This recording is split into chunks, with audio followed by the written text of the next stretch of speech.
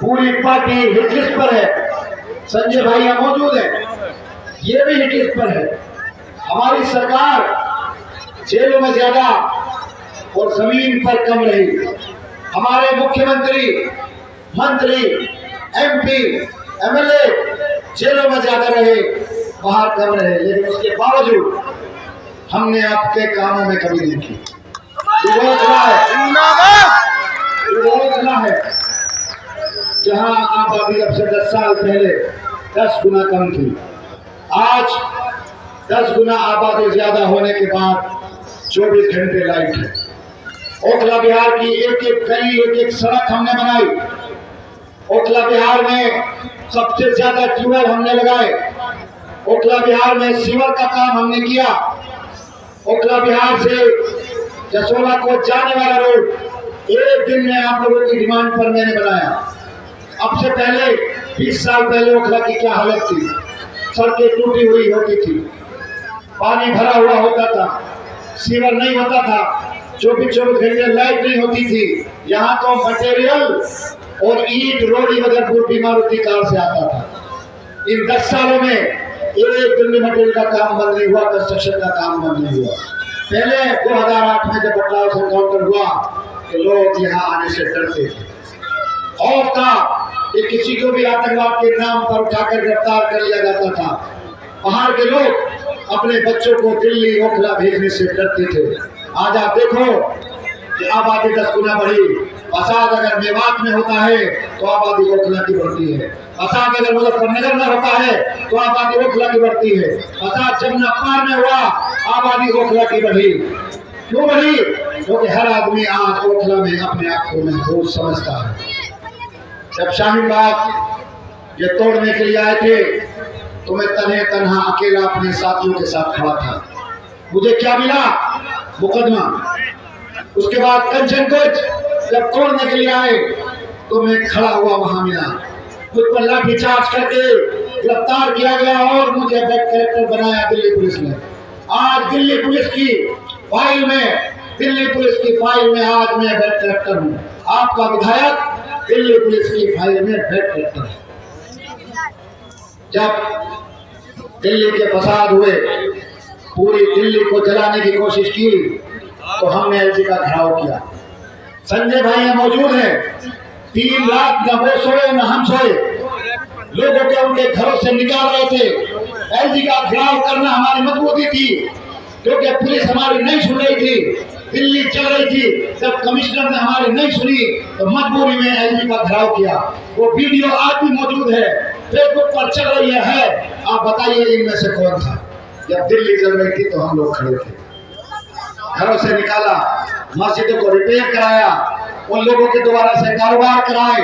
अगर हम लोग उस रात को एलजी का घेराव नहीं करते, 3 रातों को उनको नहीं निकालते तो 54 लोग कत्ल हुए, 54 नहीं होते, 56 होते। पूरी दिल्ली को जलाने की साजिश की हुई। झारखंड तक गया, मुजफ्फरनगर कारी उवैस के यहाँ गया, आसिफ के यहाँ गया, वो नजीब जिसको पूरी दुनिया जानती है, उसकी वालदा से जब मेरी मुलाकात हुई तो उन्होंने कहा कि मेरे बच्चे का सबने पॉलिटिकल इस्तेमाल किया। आप बताओ आप क्या करोगे? मैंने उनसे कहा आप क्या चाहती हैं? उन्होंने कहा मेरा एक बच्चा इंजीनियर है, आप उसे सरकारी परमानेंट नौकरी दे दो। मैंने उसे वकोर में परमानेंट नौकरी देने का काम किया, उन्हें 5 लाख रुपए दिए। आप याद करो वो जामिया नगर का वाकया, जब बेकसूर जामिया के तालिब इल्मों को जाकिर हुसैन लाइब्रेरी में घुसकर दिल्ली पुलिस ने, सीआरपीएफ ने लाठी चार्ज करके बेरहमी के साथ किसी का हाथ तोड़ा, किसी की नाक तोड़ी, उठा करके ले गए। और उठाने के बाद उनको कहाँ ले गए? कालकाजी थाने में। जब मैं वहां पहुंचा 15 दिसंबर थी, 15 दिसंबर सर्दी का वक्त था। वो बच्चे लहूलुहान बगैर कपड़ों के नंगे पैर ठंडी जमीन पे 15 दिसंबर की रात को बैठे थे, कांप रहे थे। किसी की नाक टूटी थी, किसी की आंख फूटी थी। एक लड़का था मिनहाज, जिसकी आंख डंडा, पुलिस का डंडा लगने से उसकी आंख चली गई। उस बच्चे को, बहुत चीनियस बच्चा था, मैंने दिल्ली कोर्ट के अंदर उसको जोड़ दी, 5 लाख रुपए दिए। आज वो बच्चा अपनी जिंदगी गुजार रहा है। उन तमाम बच्चों को वहां से लेकर आया, अपोलो हॉस्पिटल के अंदर इलाज कराया। कौन खड़ा था उनके साथ? जब जब आप पर ज्यादती हुई मैं तो खड़ा रहा, मेरी सरकार खड़ी रही, मुझे बदले में मुकदमे मिले। जब जब इस्लाम साहब को गिरफ्तार करने के लिए, उनके घर छापा मारने के लिए NIA आई, तो मैं खड़ा हो गया। आवाज के साथ अपने रात में हो दिन में हो खड़ा रहा, लेकिन आप लोगों पर जुल्म नहीं होने दिया। आज आ गए मुझे हराने के लिए हैदराबाद से। क्या मैं आपका कायद नहीं हूं? जब जब मुसलमानों पर जुल्म हुआ, क्या मैंने आवाज नहीं उठाई? क्या मैं बिका? क्या मैं खड़ा नहीं रहा? आज ये क्यों हराने आया मैं बताना चाहता हूं। शाहीन बाग को आप याद करो, शाहीन बाग का CA NRC का वो प्रोटेस्ट याद करो। MP साहब हमारे संजय सिंह जी वो भी जेल गए, मुख्यमंत्री जी भी जेल गए, उप मुख्यमंत्री भी जेल गए।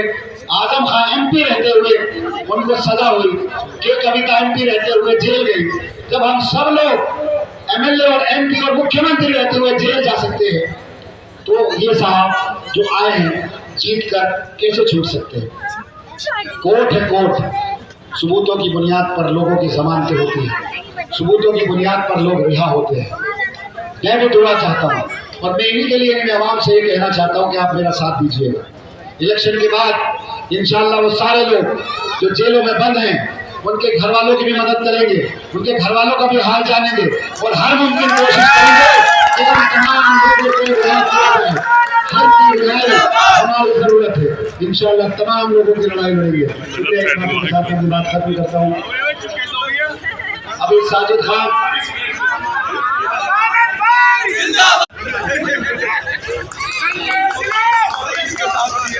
दिल्ली स्टेट के सेक्रेटरी हैं, साबिक सेक्रेटरी MIM के साजिद खान साहब, ये आज MIM छोड़कर आ गए, क्योंकि समझ रहे हैं भाई जिंदाबाद।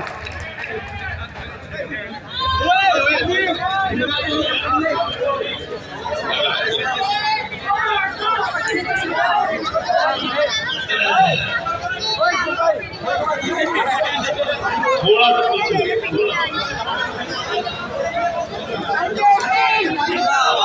तुम्हारे सर को ट्राइपॉड बना लिया, हिलाओ मत। एक बार जोरदार नारा लगाएंगे, इंकलाब इंकलाब। मन प्यासीन इस क्षेत्र के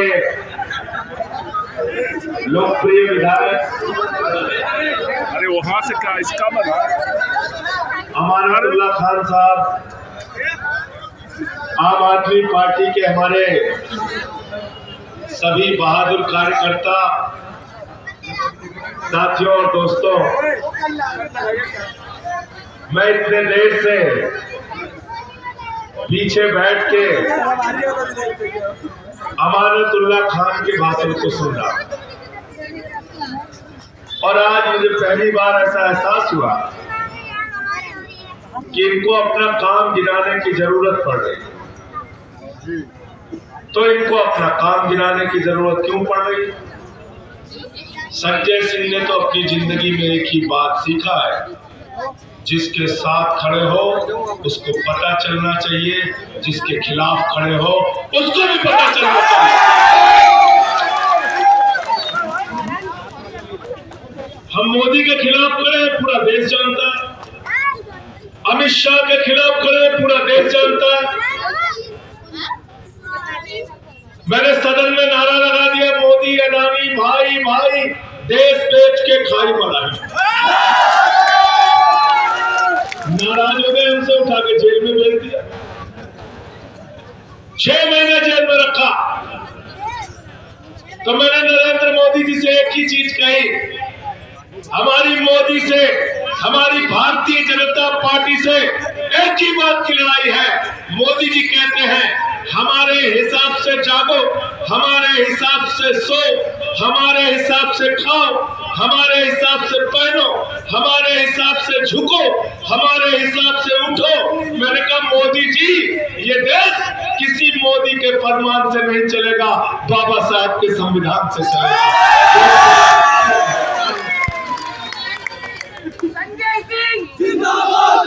तो भाई मैं ओखला कनेवा आपसे ये कहने के लिए, ऐसा बहादुर विधायक पाने के हमेशा सीना तान के जो आदमी आपके लिए खड़ा रहा, हर मुसीबत में आपके लिए खड़ा रहा, आज उनको बताना पड़ रहा है ये किया वो किया वो किया वो किया। क्यों? इसकी कोई जरूरत नहीं है। मैं आपसे कहने के लिए आया हूँ, भारतीय जनता पार्टी को जिताना चाहते हो तो बाकी कोई बटन दबा लेना।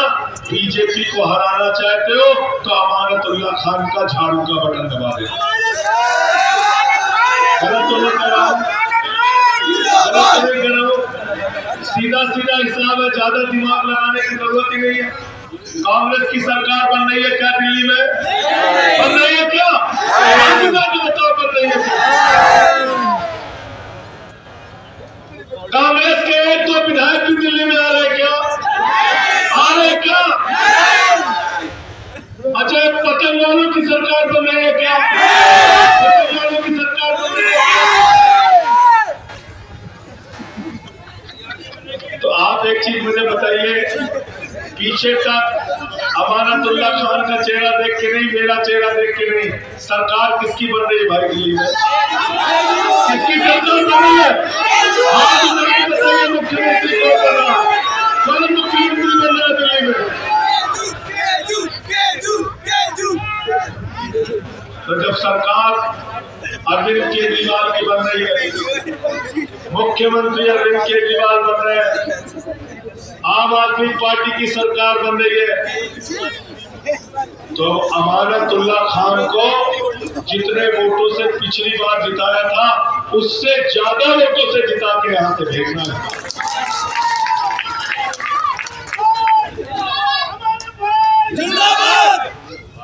हम लोग तो लड़ाई कर रहे हैं, झेलते हैं, लेकिन परिवार के ऊपर क्या बीतती है। मैं इनके बेटे के साथ गया था जेल में,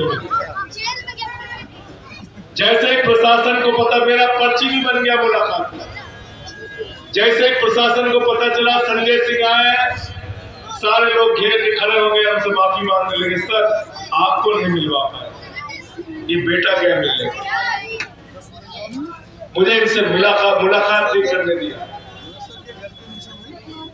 6 महीने में जेल में रहा, कई दिनों तक तन्हाई में रखा गया। एक ही बात चाहते थे कि बीजेपी के आगे झुक जाओ, मोदी के आगे झुक जाओ। हमने कहा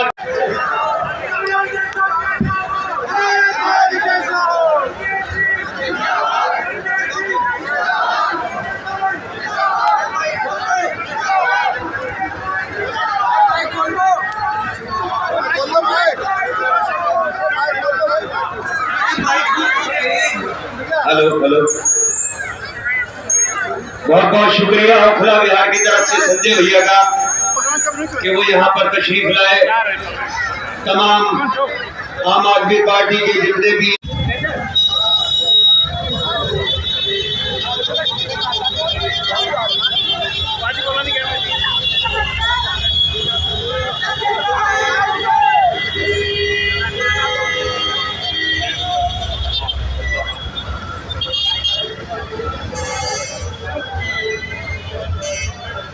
देने वाला कौन, बोलो नाम बोलो, सबको है पता। दिल्ली को दिल में रखने वाला बस अपना केजरीवाल। बहनों को एक सौ भी भेजेगा वो बस अपना Kejriwal.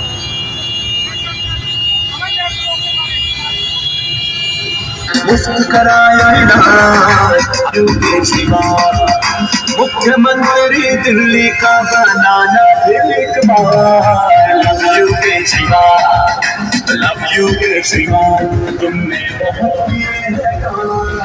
Love you Kejriwal.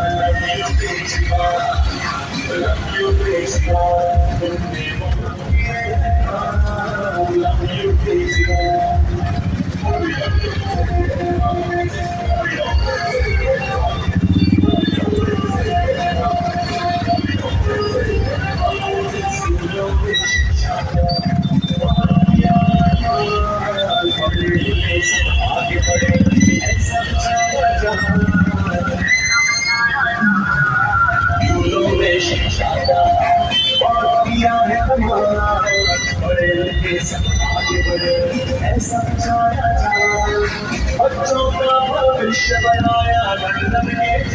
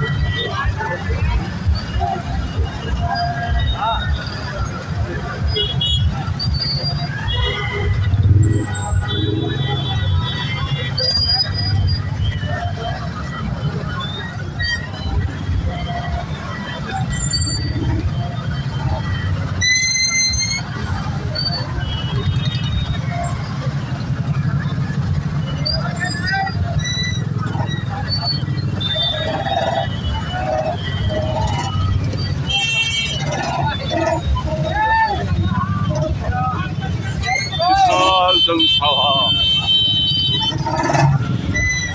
Vishal rally बोले तो